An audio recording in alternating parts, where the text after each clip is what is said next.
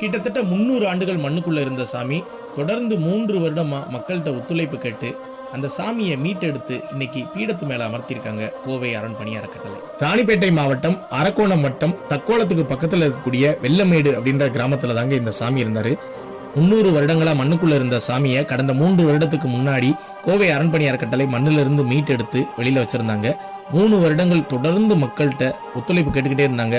மக்களோட மனது ஒரு நாள் கீழே இறங்கி இன்னைக்கு இந்த சாமிக்கு கோவை அரண்பணி அறக்கட்டளையால ஆவுடை மற்றும் நந்தியபெருமான் செய்யப்பட்டு மேற்கூரையிடப்பட்டு சாமிக்கு இன்னைக்கு வழிபாட்டுக்கு வந்திருக்காருங்க. கிட்டத்தட்ட 6 அடி உயரம் கொண்ட பிரம்மாண்டமான சிவலிங்கம். அதோடைய பானத்தை பார்க்கும் போதே தெரியும் அதோட பிரம்மாண்டம் என்னன்னு. மண்ணுக்குள்ள புதைந்திருந்த சாமியை மீட்டெடுத்து இன்னைக்கு பீடத்து மேல அமர்த்தி ஊர் மக்கள் வழிபாட்டுக்கு கொண்டு வந்துட்டாங்க. இந்த கோவிலுக்கு ஒரு உதவி தேவைப்படுது. அது என்ன அப்படின்னு நம்ம பார்க்கும்போது இந்த சாமிக்கு கீழே தளம் அமைக்கக்கூடிய பணி இருக்குதுங்க. அந்த பணியை யாராவது ஒரு டோனர் ஏற்றுக்கிட்டீங்க அப்படின்னா ரொம்ப சந்தோஷமா இருக்குங்க. ஏன்னா கிட்டத்தட்ட ஒரு 300 ஆண்டுகள் வழிபாடே இல்லாம மண்ணுக்குள்ளேயே புதைந்திருந்த சாமியை மீட்டெடுத்து வெளியில வந்திருக்காரு. அவருக்கு ஒரு உதவி நீங்க நிச்சயம் செய்யணுங்க. எத்தனையோ சிவசொந்தங்கள் இந்த காணொலியை பார்ப்பீங்க.